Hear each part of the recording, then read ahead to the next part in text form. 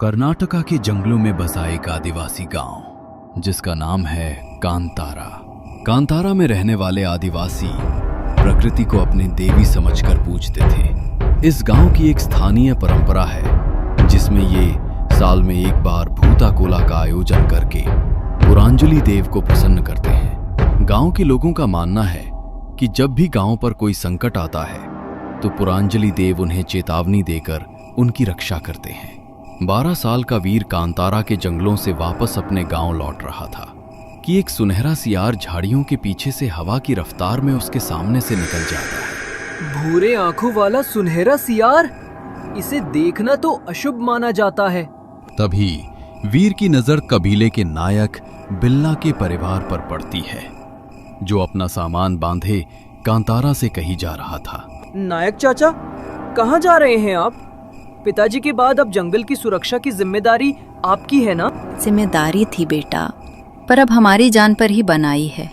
कांतारा की रक्षा जिनके हाथों में थी, उन्हीं के प्रकोप ने इन जंगलों को, यहाँ रहने वाले लोगों को खतरे में डाल दिया है। आए दिन कुछ न कुछ घटनाएं हो रही हैं यहाँ। ऐसा रहते मैं अपने परिवार की जान खतरे में नहीं डाल सकती। और तुम सुधीर, तुम तो कहते थे कि तुम मेरा साथ कभी नहीं छोड़ोगे। तुम्हें भी कांतारा को छोड़कर चले जाना चाहिए वीर। तुम्हारे पिता तो मुखिया थे ना, जब वो ही नहीं बचे तो बाकी लोगों का क्या होगा? वीर अपने आसपास गांव को खाली होता देख रहा था और इसी बीच 1 महीने पहले गुजरे अपने पिता की मौत का रहस्य फिर उसके दिमाग में कौंधने लगा। वीर अपने घर पर पहुंचते ही उसने अपनी माँ से कहा, माँ, तुमने तो कहा था कि पिताजी की मौत सर पर लकड़ी का गट्ठर गिरने से हुई थी, पर वो सुधीर तो कुछ और ही बता रहा था। सुलोचना रोते हुए वीर को गले लगा लेती है। मैं क्या बताती तुझे, तेरे बाबा ने पूरे गांव की सुरक्षा की कसम खाई थी और उसी कसम ने उनकी जान ले ली। माँ की बात सुनने के बाद अब वीर की उत्सुकता और भी ज्यादा बढ़ गई थी। माँ, बताओ ना, ये सब क्या है और कैसे शुरू हुआ? क्यों पूरा गांव खाली हो रहा है? सब कहाँ चले गए? बेटा, ये सब 1 साल पहले शुरू हुआ था। पुरंजलि देव को प्रसन्न करने के लिए पूरा गांव तैयारियां कर रहा था, लेकिन उत्सव से 2 दिन पहले अचानक गांव में एक अनहोनी हुई। गांव के बाहर जंगल में कुछ लोगों ने तंत्र मंत्र का सामान और एक नरमुंड पड़ा हुआ देखा। मुखिया जी, कल रात जंगल में किसी ने तंत्र मंत्र करके नर बलि दी है। भूता कोला से पहले ये अपशगुन बहुत बड़ी अनहोनी का संकेत लग रहा है। पूरा गांव अपवित्र हो गया है। ऐसे में हम देवता का पूजन कैसे करेंगे? मैं पता लगाने की कोशिश करता हूँ कि ये हरकत किसने की है। तुम लोग घबराओ नहीं, पुरंजलि देव सब जानते हैं। जब हमने कुछ गलत किया ही नहीं तो वो हम पर प्रकोप क्यों बरसाएंगे? 2 दिन बाद पूरा गांव भूता कोला के लिए मचान पर जमा हुआ था। ढोल नगाड़े बज रहे थे और गांव के ही 2 नृतक झूमकर नृत्य कर रहे थे। उनके सिर पर बड़े मुकुट लगे हुए थे, चेहरा लाल रंग से पुता हुआ था और आंखें बेहद डरावनी नजर आ रही थीं। एक नृतक चिमटे को आग में गर्म कर अपनी जीभ पर सटा रहा था, तो दूसरा लोहे की कील को अपनी आंख की पलकों के आर पार किए बैठा था। तभी अचानक एक नृतक की आंखें ऊपर की ओर चढ़ जाती हैं और वो बुरी तरह से कांपने लगता है। देखो, पुरंजलि देव आ गए, सब लोग प्रणाम करो। जल्दी से देवता को बलि चढ़ाई जाए। 3 मुर्गे लेकर आओ। भूल की क्षमा दीजिए देव। भूल की क्षमा दीजिए देव। देवता नाराज हैं, जल्दी करो वरना अनर्थ हो जाएगा। नर्तक के शरीर में आई पूर्वज की आत्मा के कारण वो मुकुट पहने झूम झूम कर नाच रहा था। हमारी भूमि खतरे में है देव, रक्षा कीजिए। रक्षा? इस भूमि को अब खून से सींचा जाएगा, रक्तपात होगा, तबाही होगी। ये देव क्या कह रहे हैं? हमारे देवता तो कभी रक्त नहीं मांगते, ऐसा नहीं हो सकता। इसके पहले कि कोई कुछ समझ पाता, नर्तक की आंखों में खून उतर आया। गुस्से भरी निगाहों से सुलोचना को देखते हुए वो बोल पड़ा, तुम्हारा सिंदूर जल्दी ही मिटने वाला है। हर तरफ मातम ही मातम होगा।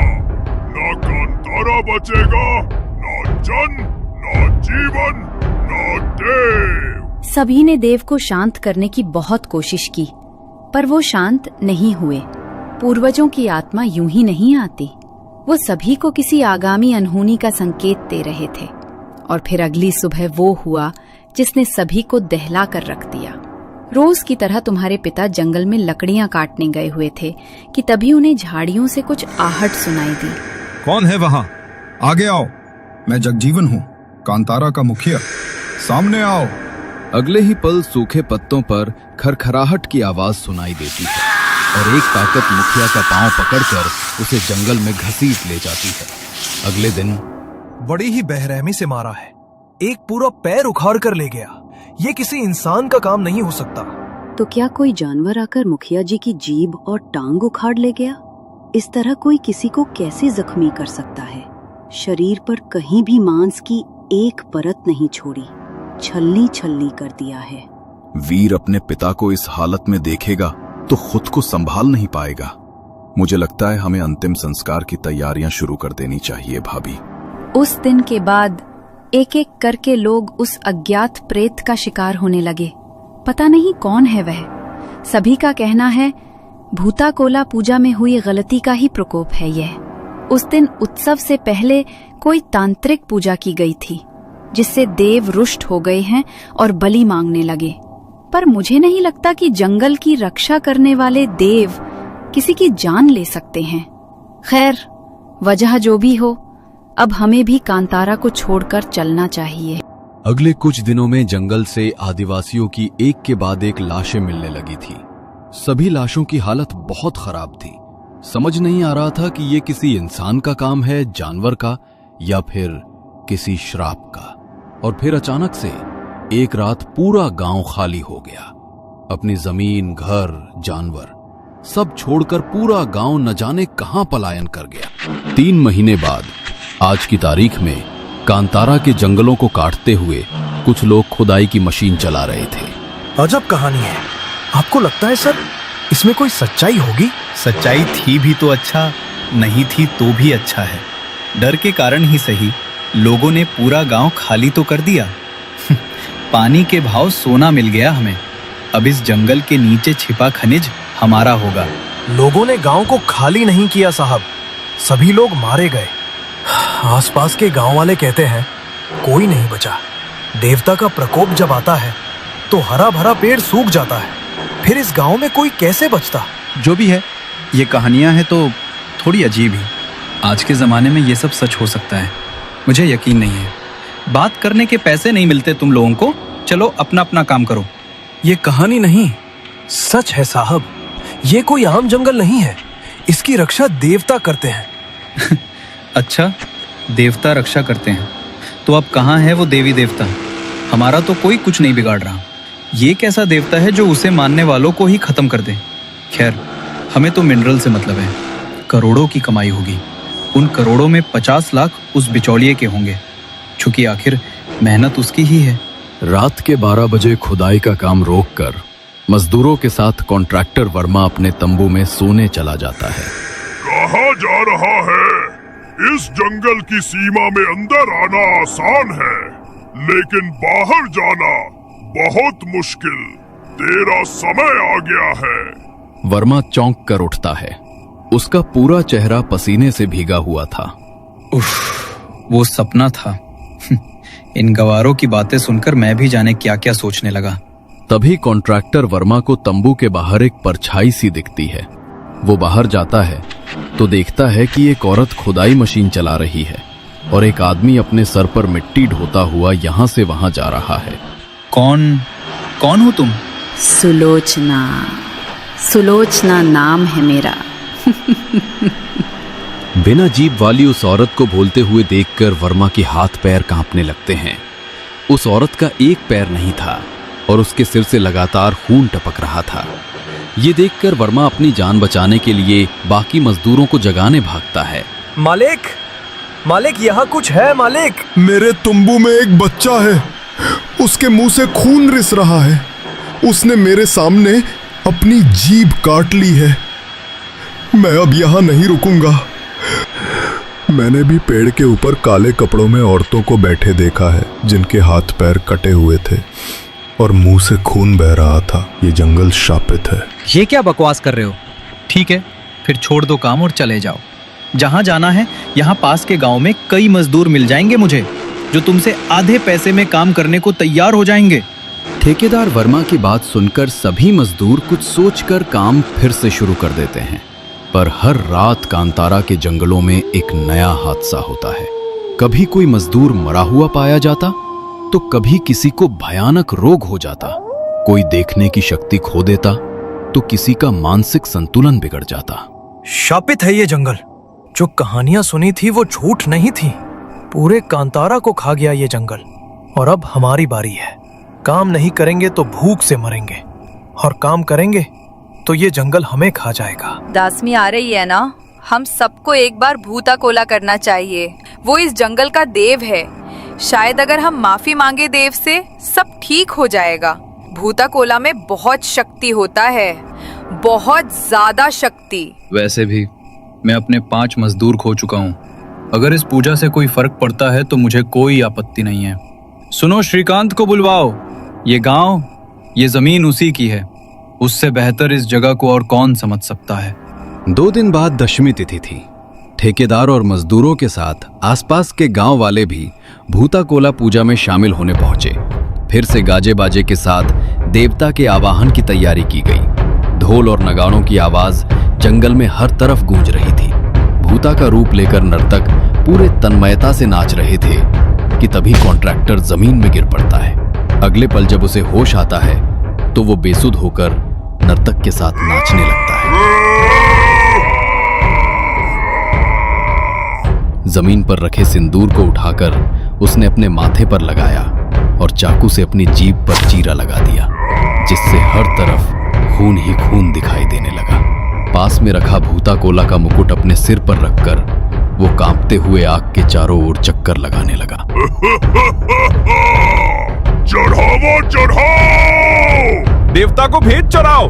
कहाँ गए वो बलि के लिए लाए हुए 3 मुर्गे? जानवरों की नहीं, मुझे इंसानी मुंड चाहिए। बलि चाहिए, बलि। आज बलि का दिन है। ये क्या, पुरंजलि देव बलि मांग रहे हैं? यानी वही बातें सही हैं, देवता लोगों का संहार कर रहे हैं। श्रीकांत, तू तो इसी गांव में पैदा हुआ था, इसी मिट्टी में बड़ा हुआ ना। इसकी आज बलि चढ़ेगी, तभी मेरा क्रोध शांत होगा। ये सब उसी का किया धरा है। उसने खुद गांव के एक आदमी को मारकर पूरे गांव में अफवाह फैला दी कि तांत्रिक क्रिया के कारण भूत कोला अपवित्र हो गया और अब देवता का कहर बरसेगा। गांव के लोगों को मारने वाला यही दुष्ट है। देवता कभी अपने बच्चों का बुरा नहीं करते। उसने खुद एक एक करके गांव के लोगों को मारा और सबको यही लगा कि गांव पर श्राप है, इसलिए लोग भूत के कारण मर रहे हैं। ये अनपढ़ आदिवासी अपनी जमीन छोड़ने को तैयार नहीं है। कहते हैं जान दे देंगे, पर अपनी जमीन किसी को नहीं देंगे। ये सब उस मुखिया की पढ़ाई पट्टी है। कांतारा को जमीन नहीं, अपनी मां मानता है वो। अब उसकी प्यारी जनता अपनी जमीन के लिए जान देने को तैयार है तो जान ले ही लेते हैं। श्रीकांत ने सबसे पहले मुखिया को मारा और सभी के बीच ये बात फैला दी कि देव बलि ले रहे हैं। मेरी भूमि का सौदा करने वाला था तू। मेरे बच्चों को तरपाकर मारा है तूने। जिस कांतारा की जमीन को किसानों ने पसीने से सींचा था, उसे तुमने खून से सींचा है। अब मेरा क्रोध तेरी बलि से ही शांत होगा।